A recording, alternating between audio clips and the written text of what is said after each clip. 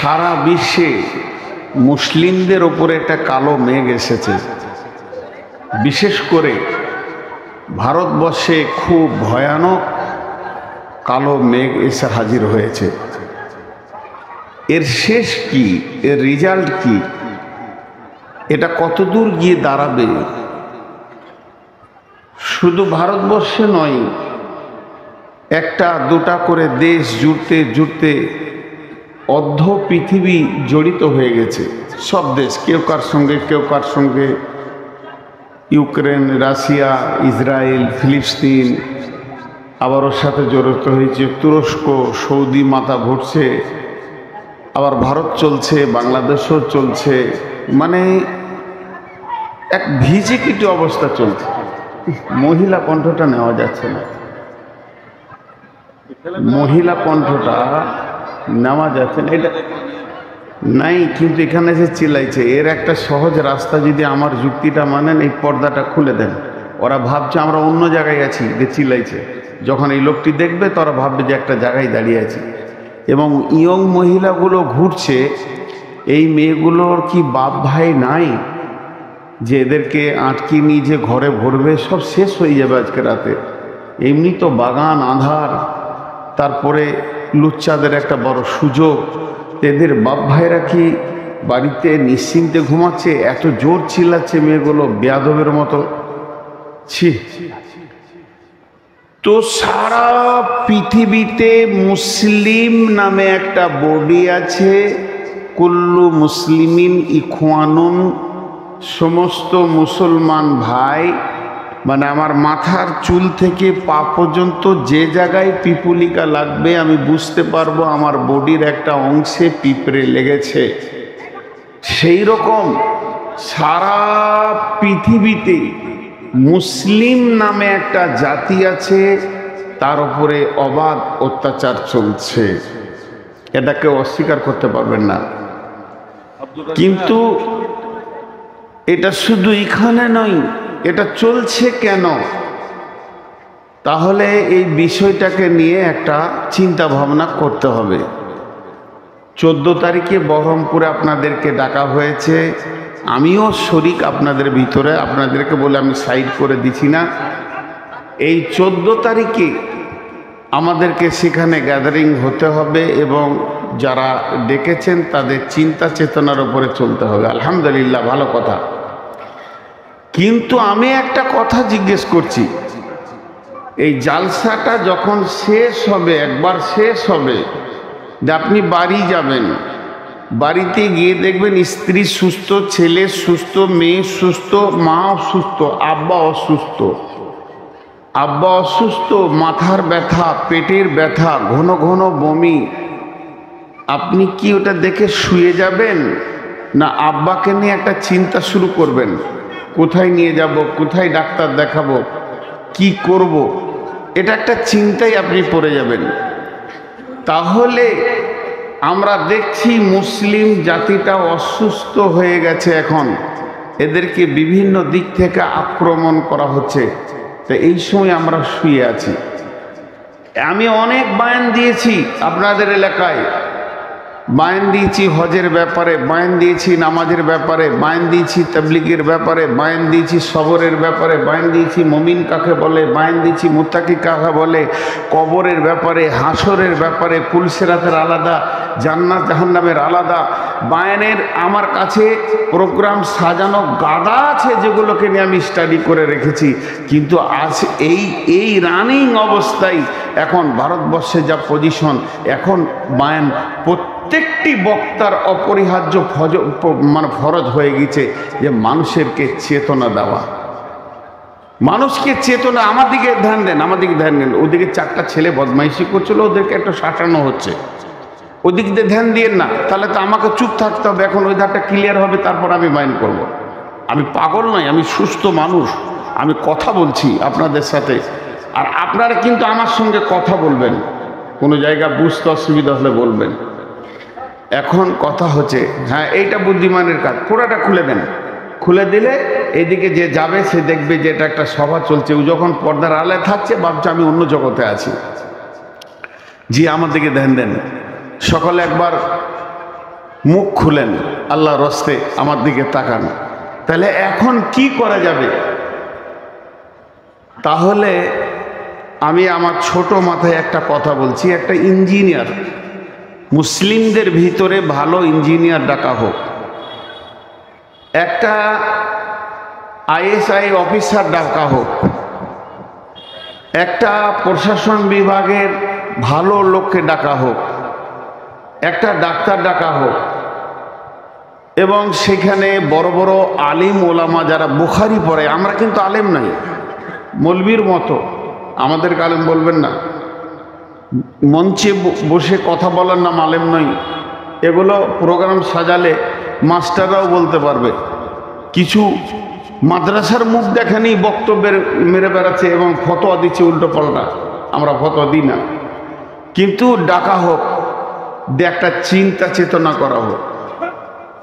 গত কয়েকদিন আগে ফেসবুকে দেখলাম প্রকাশ্যে বলছে তোমরা তালোয়ার নিয়ে বের হো, আবার বলছে শুধু তালোয়ার নয়, ঘরে যটা লোক তটা তালোয়ার রাখো, প্রয়োজন হলে আরো রাখো। ওইদিকে যেন আমাদের মাথাটা ঢুকে না যায়। তালোয়ার দিয়ে দেশ জয় করেননি বিশ্বনবী। তালোয়ার আমাদের অস্ত্র নয়, তালোয়ার আমাদের অস্ত্র নয়। শহীদের রক্তের থেকে কলমের কালির দাম অনেক বেশি। প্রত্যেকটি মুসলিমের বুকে যেন একটা করে কলম থাকে। কলমের যোগ্যতা তৈরি করেন, তালোয়ার উড়ে যাবে। তালোয়ারের ব্রেন দিয়ে যে কাজটা হয়, শক্তি দিয়ে সেই কাজটা হয় না। ব্রেন দিয়ে দেশ চেঞ্জ করে দেওয়া হয়। মুসলিমকে আমি আজকে খালি একটু সচেতনতা দিব, আর কিছু রিপেয়ার করব। যদি আমার চিন্তা চেতনাগুলো ভুল হয়, আপনারা এক্ষুনি আমাকে সামনাসামনি বলবেন যে আপনার যুক্তির মধ্যে আমরা ভুল পাচ্ছি। কারণ আমিও ভারতবর্ষের একটা নাগরিক। আমি পরিষ্কার মঞ্চে বলছি, আল্লাহর মালে হাত দিয়েছে, রেজাল্ট খুব খারাপ হবে। আবরাহা বাদশার মতো ওদের রেজাল্ট হবে। আজকে যদি আমার ব্যক্তিগত যে সম্পত্তি আছে সরকার বাজেয়াপ্ত করে যদি নিয়ে নিত, বাকি জীবনটা আমি ভিক্ষা করে খেতাম, তাহলে মনে আমার দুঃখ হতো না যে কটা দিন আর ভিক্ষা করে চালিয়ে দেবো, ধুলিয়ান বাজারে আর ডাক বাংলায় ঘুরে ঘুরে ভিক্ষা করে চালিয়ে দেবো।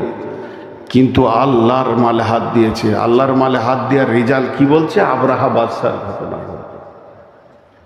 আল্লাহকে মারার জন্য গুলি লাগে না, আল্লাহকে মারার জন্য AK-60 লাগে না, রাইফেল লাগে না, রিভলভার লাগে না। আল্লাহকে লাগে শুধু একটা হুকুম মাত্র। আবাবিল পাখি, পাথর বলা হবে না, একটা ছোট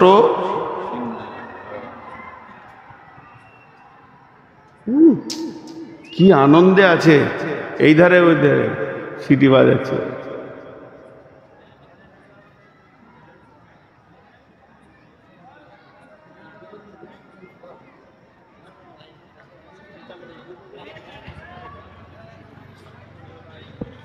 জেনে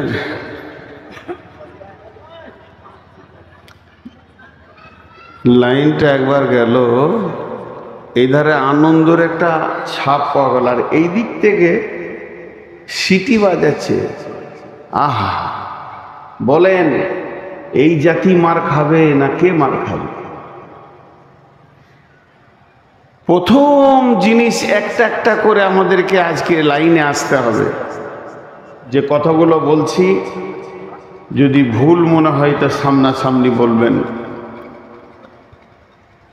তো আমি দুটো ধাপ তৈরি করছি আপনাদের সামনে। একটা ধাপ তাজকিয়ায়ে নাফস, নিজের দিকে আঙুল দিই, কারোর দিকে নয়। আর একটা ধাপ হলো শক্তি। মুসলমানের আসল শক্তি কি? এই দুটি কথা নিয়ে আজকে কথা বলবো। প্রথম নিজের দিকে হাত দিই। আপনার একটা ডাম্পারে 63 টন পাথর আছে, যাবে বহরমপুর কৃষ্ণনগর যাবে। 63 টন পাথর আছে, কম ওজন নয়। সেরকম ইঞ্জিন আছে, নিউ ডাম্পার। শুধু 4টা চাকা বলছি, 16 চাকা হয়, 18 চাকা হয়। এক একটা চাকাতে 2 টাকা করে একটা ভোল পিনগুলো নেই, 2 টাকার ভোল পিন নেই। পাথর এক চাকা গড়াবে না, এক চাকা গড়াবে না, ডাক বাংলাতেই থেকে যাবে। মাত্র 2 টাকার ভোল পিনে গাড়িটা বসে গেল, এতগুলো পাথর গেল না। তো আজকে মুসলমানদের চরিত্র শেষ হয়ে গেছে, এটা আগে ভাবতে হবে। চরিত্র কেমন? টিউয়ের ভিতরে হাওয়া যেমন। বিশ্বনবী মুসলমানদের হাতে তালোয়ার দিতে আসেনি, বিশ্বনবী কোনো সাহাবীকে তালোয়ার তুলে দেন নিয়ে যায় শক্তি, প্রতিহত করেছেন। আল্লাহর নবী একটাও যুদ্ধ অগ্রিম গিয়ে করেননি, প্রতিহত করেছেন। কেউ মারতে এলে পিঠ পেতে মার খেতে হবে এটা মানে নয়, তুমিও উগ্র হয়ে দাঁড়িয়ে যাও, তাকে পারলে মারো, না হলে তুমি মরো। ইউকাতিলুনা ফি সাবিলিল্লাহি ফায়াকতুলুনা ওয়া ইউকতালুনা, ছাড়িও না। কিন্তু বিশ্বনবী কোনোদিন প্ল্যান করে নিজে বেরিয়ে যায়নি যে ওই গোষ্ঠীটাকে উড়িয়ে দেবো, ওই এলাকাটাকে উড়িয়ে দেবো। রোম সাম্রাজ্য যখন ছিল, একচ্ছত্র দাদাগিরি করেছে। এমান, রোম, পারস্য সব একসাথে যখন ছিল, সেই যুগে ও আমেরিকার দাদা ছিল। ওর একটা কাজ ছিল, একটা নেশা ছিল। যেমন কিছু বিড়িখোর আছে, একটা বিড়ি ফেলে আরেকটা ধরাবে, আরেকটা ফেলে আরেকটা ধরাবে, ওটা শেষ করে আরেকটা ধরাবে। ওই রোম সাম্রাজ্যের কাজ ছিল বাদশাহ হেরাক্লিসে, যে যদি শুনতো ওই এলাকায় একটা মাস্তান আছে, চল ওকে মার, ওকে দাবা, ওর সব কিছুকে শেষ করে দে। আবার খবর পেলো মাস্তান আছে, চল ওকে মার, ওকে দাবা। এদিক থেকে শক্তি আছে, চল ওকে মার, ওকে দাবা। সবাই যেন আমাকে হুজুর হুজুর করে, এইটাই ছিল ওর চিন্তা চেতনা, এইটাই ছিল ওর অভ্যাস। হঠাৎ ওকে খবর দিচ্ছে, হুজুর অনেকগুলো দেশ জয় করলেন, খুব ক্ষমতা দেখালেন, কিন্তু খবর শুনেছেন? বলে কি খবর? মদিনাতে একটা শক্তি এসেছে, সেই শক্তির নাম হলো তৌহিদবাদ, এবং তার লিডার মুহাম্মদ রাসূলুল্লাহ সাল্লাল্লাহু আলাইহি ওয়াসাল্লাম। আল্লাহ রসুল কোনো দোষ করেননি, সাহাবীরা কোনো দোষ করেনি, তাদের বংশকে গালি দেয়নি, তাদের উট ঘোড়া চুরি করেনি, তাদের সঙ্গে বেঈমানি করেনি, প্রতারণা করেনি। ওর মিজাজ চড়ে গেল, চলো ওইটাকেও জয় কর। এতদিন যা করেছিলি, এবার মারাত্মক খারাপ কাজ করতে গেলি। বিশ্বনবীর কাছে খবর এলো, রোম সম্রাট মদিনাকে জয় করবে, কুক্ষিগত করবে, নিজের হাতে নিয়ে চালাবে। আল্লাহর নবী বললেন, বসে থাকার সময় নাই, বসে থাকার সময় নাই, তোমরা জাগো, উঠো, তোমরা জাগো। 30,000 সাহাবী নিয়ে কম বেশি 2100 কিলোমিটার রাস্তা, পাহাড়ি এবং মরুভূমির বুকে, না আছে গাছপালা ছায়া, মরু প্রান্তর চিরে ফেরে 2100 কিলোমিটার রাস্তা এগিয়ে গিয়ে রোম সম্রাটকে প্রতিহত করার জন্য দাঁড়িয়েছে। বেঈমান 1.5 লক্ষ বেঈমান তার সৈন্যকে রেডি করেছে এই 30,000 সাহাবীকে উড়িয়ে দেওয়ার জন্য। পারেনি। 30,000 সাহাবী 1.5 লক্ষকে এলাকা ছাড়িয়ে দিয়ে, ময়দান ছাড়িয়ে দিয়ে রোম সম্রাটকে দখল করে তার মাথার তাজকে নিয়ে এসে মাত্র 4 থেকে 5 জন শহীদ হয়ে জান্নাতি হয়ে গেল। বাকি গোটা দেশকে বিজয়ী ঘটনা করলেন। আর সেই সাথে কোরআন নাজিল হলো সূরা রোম, গুলিবাতির রোম। 4টিখানি ছিল না, আমরা সেই জাতি। ধর্মের পথে শহীদ যারা, আমরা সেই সে জাতি। ধর্মের পথে শহীদ যারা, আমরা সেই সে জাতি, আমরা সেই সে জাতি। কিন্তু আজকে আমরা কেন এত দুর্বল? প্রথম নিজেদেরকে রিপেয়ার করি। একটা টিউবে 20টা লিক আছে, লিকগুলোকে আগে মারি, তারপরে আমরা আগাবো। কীরকম লিক মারি? বিসমিল্লাহির রহমানির রহিম। قل إن كان آباؤكم وأبناؤكم وإخوانكم وأسيرتكم وأموال اقترفتموها وتجارة تخشون كسادها ومساكن ترضونها أحب إليكم من الله ورسوله وجهاد في سبيله فتربصوا حتى يأتي الله بأمره والله لا يهدي القوم الفاسقين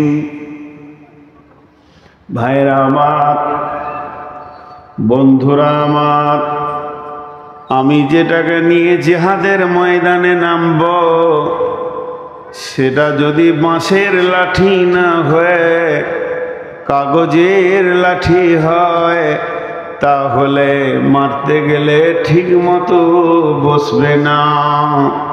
আমরা যারা আমাদের মালকে, আল্লাহর মালকে বেঈমানেরা লুট করেছে, তারা ডাকাতি করেছে, আমাদের ভিতর থেকে কেড়ে নিয়েছে, তারা বুঝে নিয়েছে মুসলিম নামে শক্তিটা কমজোর হয়ে গেছে।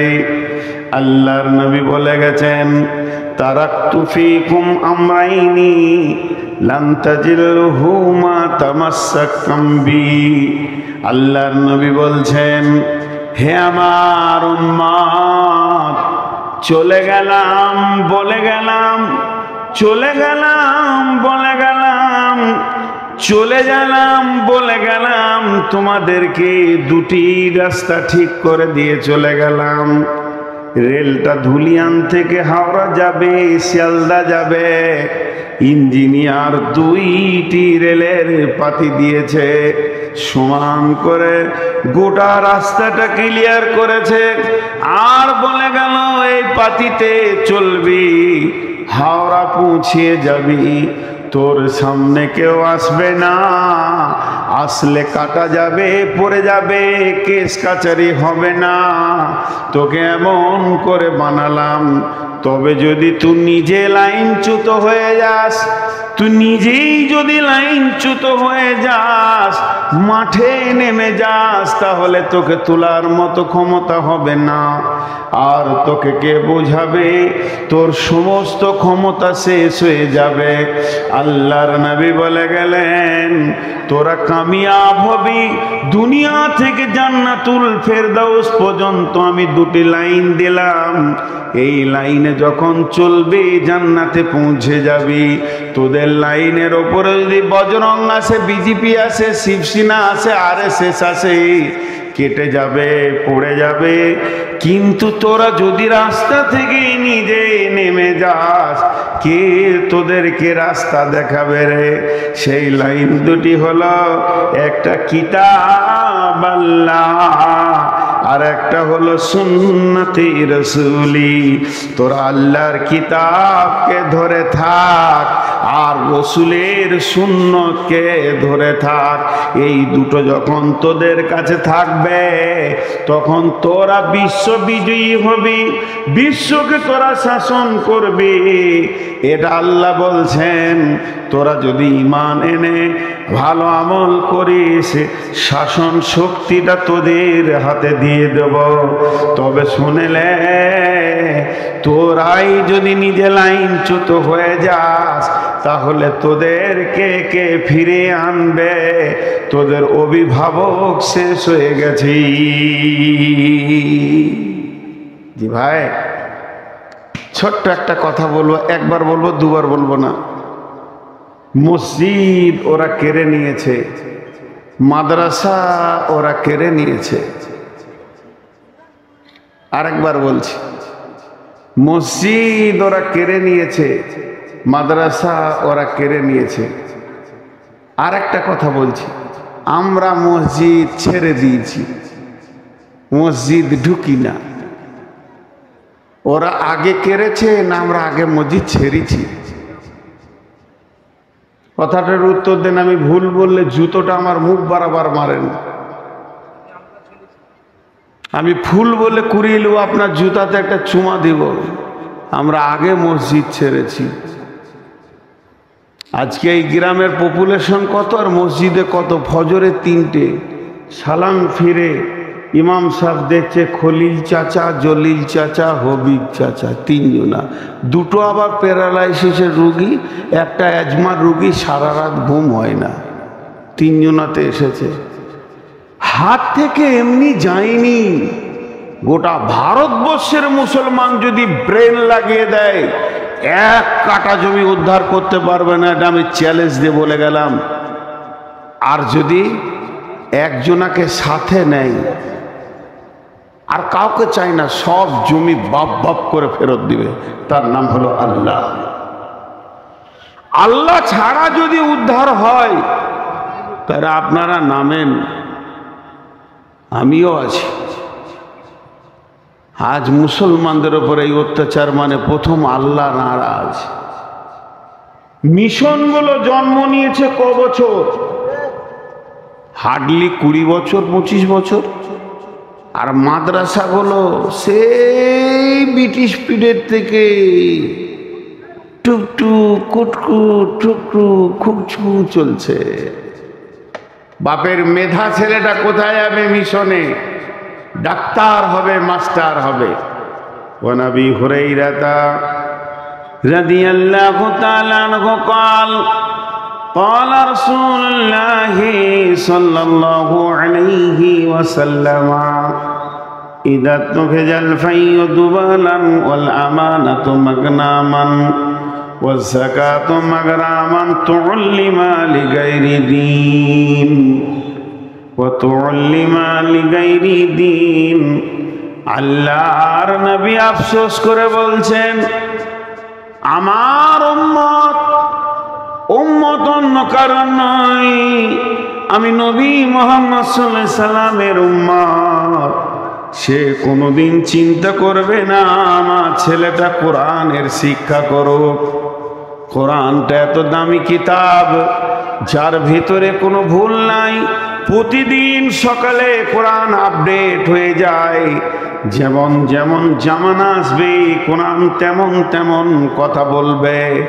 সেইটাকে পেছনে ফেলে দিয়ে বাপ মা ছেলেকে সুদের অঙ্ক শিখাবে, বিকম পড়াবে, এমকম করাবে। সবাই ভাবছে আমার ছেলে ডাক্তার হোক, তাহলে রুগী হবে কে? এত ডাক্তার হবে তো রুগী হবে কে? মিশনে দেবে, ইংলিশ শিখাবে। জেনারেল শিক্ষার উপরে মানুষের মিজাজ চলে যাবে।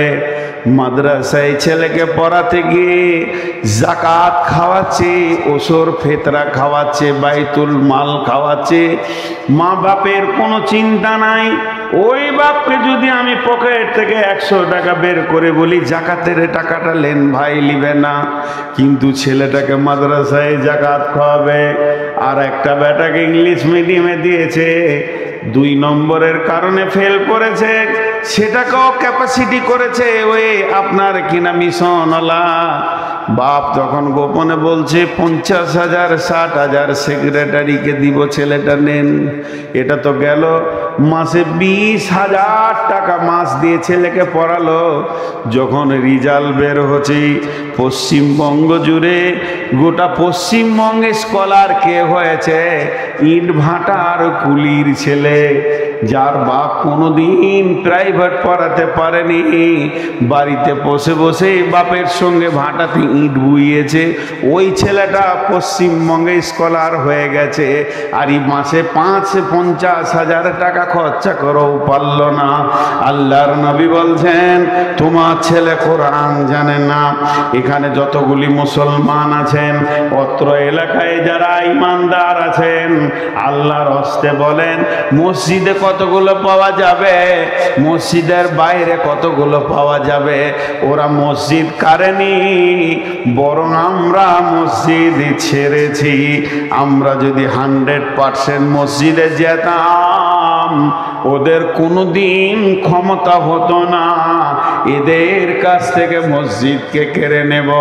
মসজিদ বিল্ডিংটার উপরে মহব্বত করে কি করবেন? ইবাদত তো মসজিদের নয়।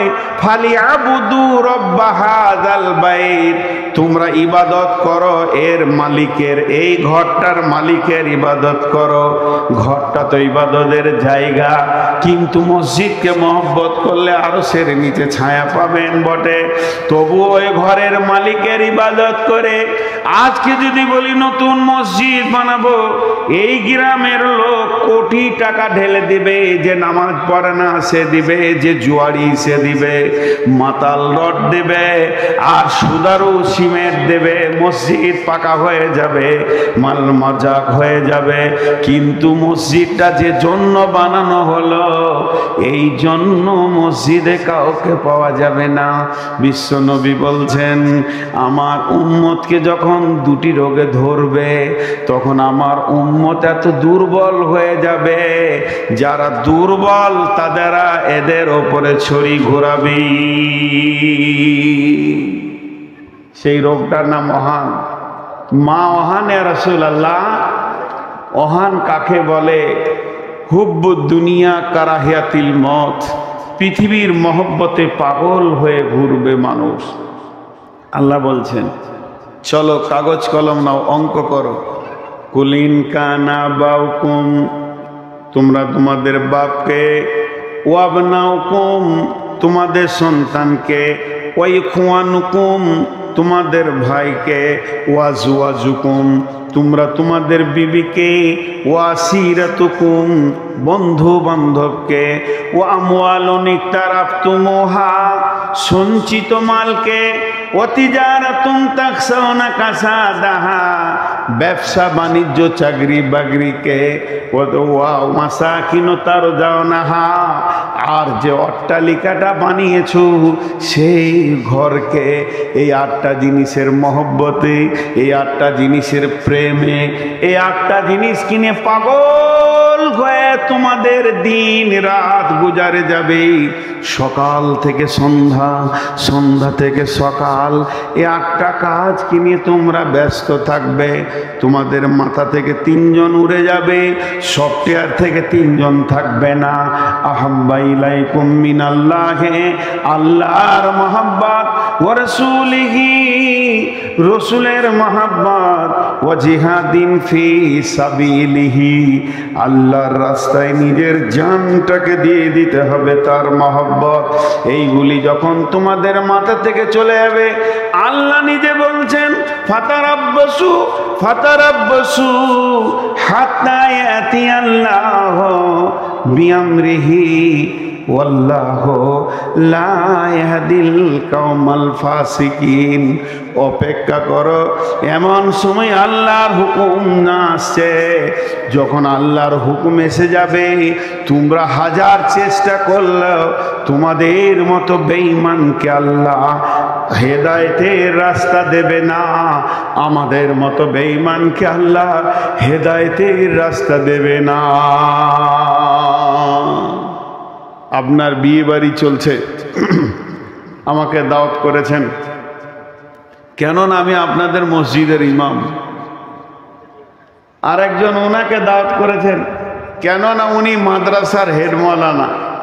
তাহলে উনি হলেন আপনার রসুলের তরফের কুটুম, আমি হলাম আল্লাহর তরফে কুটুম। বিয়ে বাড়িতে যেসব কীর্তি চলছে, আমরা দাঁড়িয়ে থাকতে পারলাম না, পালিয়ে গেলাম, খেলাম না গান বাজনা সিডি, আর কিছু মেয়েদের অবাধ মিলাবাসা, পর্দা নাই, মাথায় কাপড় নাই, ঢুকছে বেরোচ্ছে। উনিও মাথা নামো করে সুরসুর করে মাদ্রাসা গিয়ে 2টি মুড়ি খেয়ে নিলেন। আমিও টুকটুক করে বললাম, ভাই যাচ্ছি, এখানে ইমাম থাকবে না, মসজিদে গিয়ে 2টি মুড়ি খেয়ে নিলাম। বলেন আপনার বিয়ে বাড়িতে কত কুটুম এসছে, আপনার শ্বশুর তরফের কুটুম এসছে, আপনার বেটির বিয়ে দিয়েছেন বিয়ের তরফের কুটুম এসছে, বেটার বিয়ে দিয়েছেন বেটার তরফে কুটুম এসছে, আপনার শ্বশুর শালা তরফে কুটুম এসছে, আপনার বিবির তরফে ভাইরা এসেছে। সবাই শান্তিতে আনন্দ করে পেট ভরে খেলো, অনুষ্ঠান শেষ করে গেল। মাত্র দুজন খেতে পেল না, মসজিদে যে মুড়ি খেলো। পরিবেশটা এমন ছিল, এরা থাকতে পেল না। বলেন আমরা দুজন যে ঘুরে এলাম, আল্লাহ রাজি হবে, সন্তুষ্ট হবে? আল্লাহ আপনাকে ডেকে বলবে, হবিবুর তোর বিয়েতে তোর শালার বংশ সব খেলো, তোর বিবির বংশ, তোর বেটির কুটুম, তোর বেটার কুটুম, তোর 14 গোষ্ঠী বন্ধু বান্ধব কিনা আনন্দ করলি। একবার খেয়াল করে দেখেছিস আমার মেহমানটা পালিয়ে এসেছে? আমি আল্লাহ ওখানে জায়গা পাইনি, আমার রসুল ওখানে জায়গা পাইনি। তাহলে তুই কি কেমন মুসলমান? আজকের আমাদের অবস্থা এই, আমাদের আচরণে এই। এক কথাই বলা যেতে পারে আমাদের ব্যবহারে আমাদের আল্লাহ আমাদের উপরে নারাজ আছে। এই তো দুনিয়ার আযাব। এরা তো শেষ কি কাজ করবে? এই আরএসএস শেষ কাজ করতে পারবে, আপনাকে আমাকে কেটে দিবে, পুড়িয়ে দেবে। আর দুটা কথা হাদিস এসেছে যে আল্লাহ নবী বলছেন, লা তুশরিক বিল্লাহি শাইআ ওয়া ইন কুতিলতা আও হুরিকতা, জ্বালিয়ে দেখ, কেটে দেখ, কেটে দিবে, শেষ করে দেবে। এরা কেটে পুড়িয়ে মারবে। মাত্র 8 ঘন্টা 10 মিনিট 5 মিনিটের একটা কষ্ট, তার থেকে বেশি দিতে পারবে না। হার্ডলি 10 মিনিট 1 মিনিট 8 ঘন্টার কষ্ট, এর থেকে বেশি দিতে পারবে না। আর আমার আল্লাহ জাহান্নামে ভরলে কতদিন চলবে? অনন্তকাল। ওই আযাবের থেকে আযাবটা বেশি। এই আরএসএস যদি মাথা নাও ভরে, আল্লাহর আজরাইল আছে, সেও মারবে। আল্লাহর আজরাইল আছে, এ মারবেই। এবার বলেন আল্লাহ আমার উপরে নারাজ আছে, এই হালাতে যদি আল্লাহর কাছে যাই, আল্লাহ আমার উপরে নারাজ আছে, এই হালাতে যদি আল্লাহর কাছে যাই, আজ আমাদের অবস্থা অনেক খারাপ।